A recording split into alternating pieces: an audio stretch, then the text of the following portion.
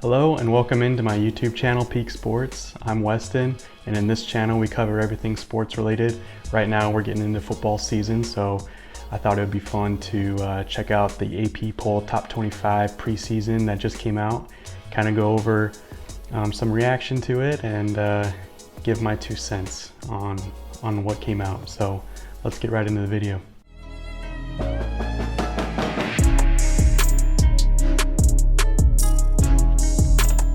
Also, before we get into this, ignore this part of my face. I nicked myself shaving, happens to the best of us, but let's get on to the rankings. So, top 4, we got Alabama, Ohio State, Georgia, Clemson, and, well, top 5, Notre Dame. But that top 4 really is the usual suspects that we've seen for the past 5 years or so. Alabama, year in, year out, they're going to be the favorite to win the national championship, and Ohio State and Georgia really are right there with them. Clemson kind of fell off a little bit towards the beginning of last season. They did pick it up at the end, but they're gonna have to prove themselves to get back into that top echelon of college football, which I think they'll do just fine. Notre Dame is the one team in the top 5 that I think they'll have to prove it for me to justify them being that high in the preseason. Obviously the preseason is kind of anyone's guess. Outside of the top 4 or 5, it's really just kind of looking at stars, looking at what you have on paper, and really what you did in the past, but not always. So it'll be interesting to see where Notre Dame is, but I think those top 4 are pretty solid. Down the list, everything doesn't look too egregious. Everything looks pretty ordinary. The one thing I will say, and you may see the helmet in the back, I am a BYU fan at heart, but Utah, this may come off biased, they seem a little bit overrated to me, a little bit high for me. I know last year they had a great season, really dominating the Pac-12, beating up Oregon twice, and then having a great game against Ohio State. That being said, I do think the Pac-12 was as worst we've seen it in a long time.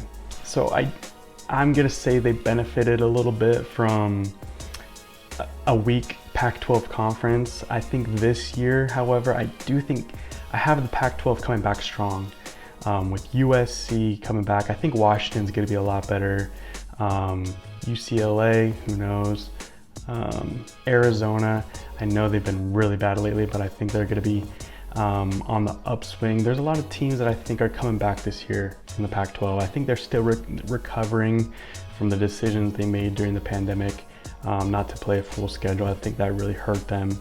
But look for the Pac-12 as a whole to come back this year. The rest of it doesn't look too bad, honestly. You can't really say that they're too far off. I thought it was kind of interesting that they have Cincinnati, Houston, and BYU. They're at the bottom, 23, 24, and 25, which, you know, Cincinnati did lose a lot of players from a year ago when they went to the playoff. So they're kind of, you know, in prove-it mode this year. Houston had a great year also in the AAC with Cincinnati. So I do see why they're in the top 25 this year in the preseason. BYU is one, again, this is going to come off bias, but they have just about their whole team coming back. They have one of the top returning production in the country. They got a great quarterback in Jaren Hall. Offensive line is going to be one of the best they've had ever. They got Puka Nacua, and then they have the transfer from Cal running back to replace Tyler Algier. It's going to be a tough thing to do. And I think if their defense can stay healthy, I don't see why they're not where they were last year, if not better. They do have a very difficult schedule, very physical schedule to play. So, you know, health is going to be a big concern for them. I'm not too worried about BYU because, you know, if they do what they need to do, their schedule is strong enough. It doesn't matter where they start in the rankings, they're going to have a chance to crack the playoff if they go undefeated. Not saying they're going to. But if they have a strong showing, they're going to be high in the polls. Now, I wanted to get into a couple of, I kind of got into it with Utah, but go over a little bit of overrateds for me.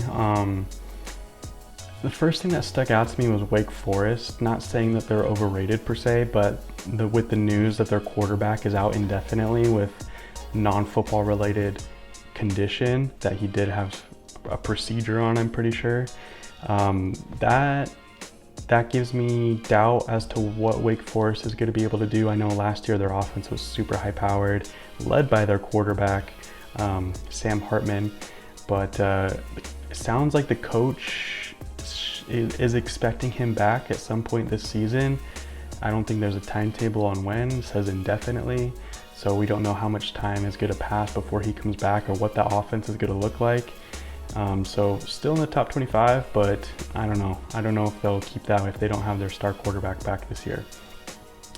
Other one is Miami. Again, Miami always has great players, maybe a little bit disorganized sometimes. I do like their bringing in Mario Cristobal this year. They do have their star quarterback, Tyler Van Dyke. But with me, it's not so much, I don't think Miami has the potential to be at this level or higher. It's just the fact that they came off, 7-5 last year? So they still have a lot to prove to justify this high preseason ranking for them. Not saying they can't do it, but a little bit suspect to me that they're 16 to start out in the AP, but that's Miami for you. And then some sleepers that I have for this year. Hear me out with these two. UAB. Again, if you know about BYU, they did lose to UAB last year in the bowl game. I'm not saying that's why I think very highly of them, but they do have 8 starters coming back on both the offense and the defense. They have a great offense led by quarterback Dylan Hopkins, and they have a light schedule. So I think they're going to be able to rack up a lot of wins, especially towards the end of the season.